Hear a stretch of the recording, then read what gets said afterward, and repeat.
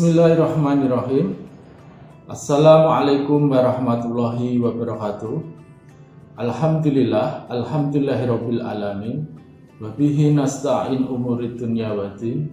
Wassalatu wassalamu ala asrafil anbiya'i wal mursalin sayyidina wa maulana Muhammadin wa ala alihi wa sahbihi ajma'in, amma ba'du. Ikhwan fillah yang dirahmati Allah Ta'ala, khususnya Sobat Sowan dimanapun Anda berada, puji syukur kehadirat Allah Subhanahu wa Ta'ala, karena dengan rahmatnya, hidayahnya, kita bisa melaksanakan saum Ramadan ini tanpa ada halangan satu apapun. Sholawat serta salam marilah kita haturkan kepada Nabi Agung Muhammad SAW dan juga para sahabatnya, para keluarganya, serta siapapun yang melangkahkan syariatnya secara totalitas atau secara kafah. Dan mudah-mudahan dengan melaksanakan syariatnya secara kafah ini, besok kelak bukan hanya kita yang mengaku-ngaku sebagai umatnya Rasulullah, tapi Rasulullah lah yang akan mengakui kita sebagai umatnya kelak nanti di yaumil qiyamah. Amin ya robbal alamin. Sobat Sowan dimanapun Anda berada, di bulan Ramadan ini seringkali kita dengar dengan sebutan Syahrul Ramadan, yaitu bulan Ramadan, bulan suci, di mana ayat-ayat suci Al-Quran ini diturunkan. Qala Allah Ta'ala fil Kitabil Karim yang berbunyi di surat Al-Baqarah ayat 108, A'udzubillahi minasyaitonir rajim, bismillahirrahmanirrahim. Syahrul Ramadan alladzi unzila fihil Qur'anu hudan linnas wa bayyinatin minal huda wal furqan.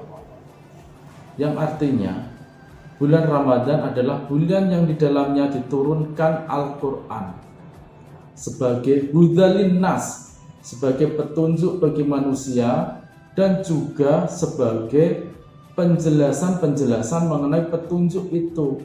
Yang dimaksud petunjuk ini bukan hanya sebagai hudan linnas.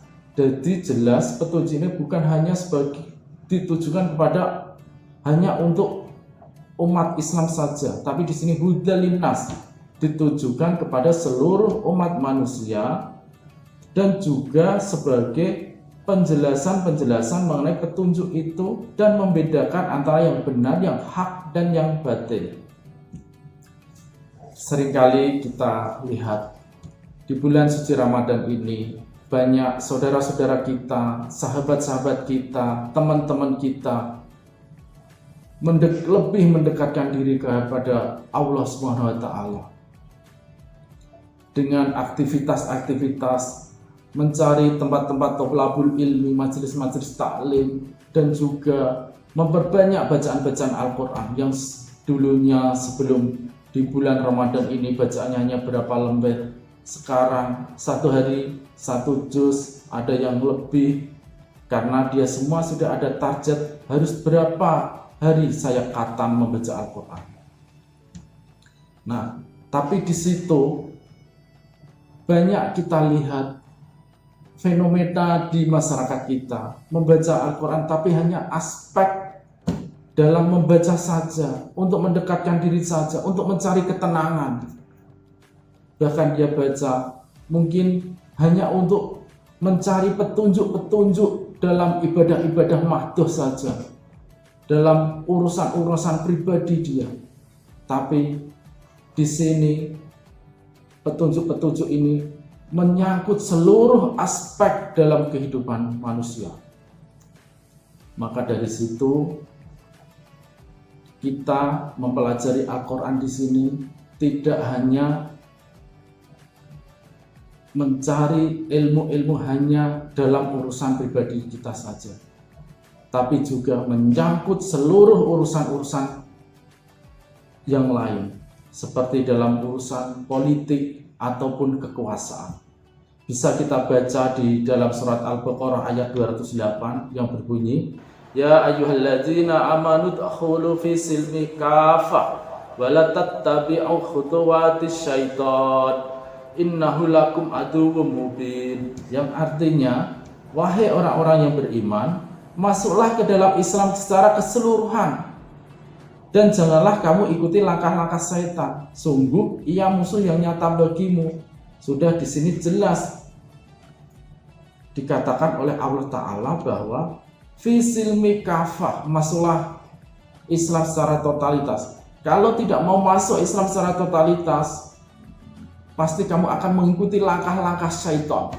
Maka dari itu, dalam kepemimpinan, dalam kekuasaan, itu harus masuk Islam secara totalitas. Quran harus diterapkan di dalam semua lini kehidupan ini. Mungkin kita tahu bagaimana Al-Quran itu bisa diterapkan kalau tanpa adanya suatu kekuasaan. Kemarin di tahun yang lalu kita mendengar banyak, sampai bahkan ada ribuan pemuda-pemudi yang minta dispensasi pernikahan dini. Karena apa? Dia sudah hamil di luar nikah. Nah, dari itu kita sebagai umat muslim, bagaimana kita mengatasi semua problematika seperti itu?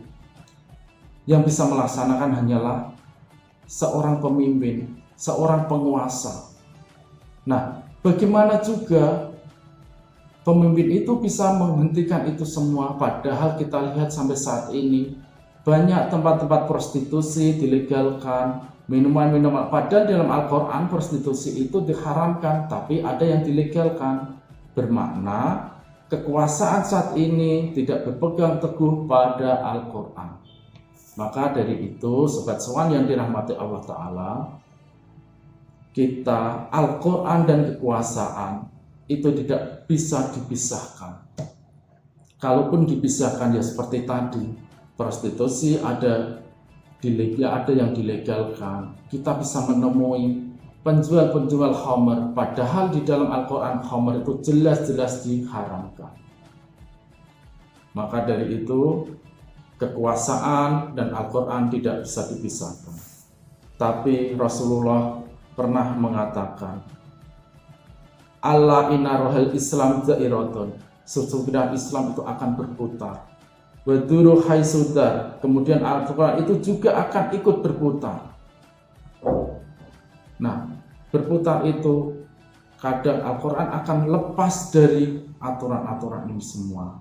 Tapi kita sebagai umat Islam, kita harus tetap berpegang teguh kepada aturan-aturan yang ada di dalam Al-Quran ini. Nah, itu yang bisa saya sampaikan. Semoga bermanfaat.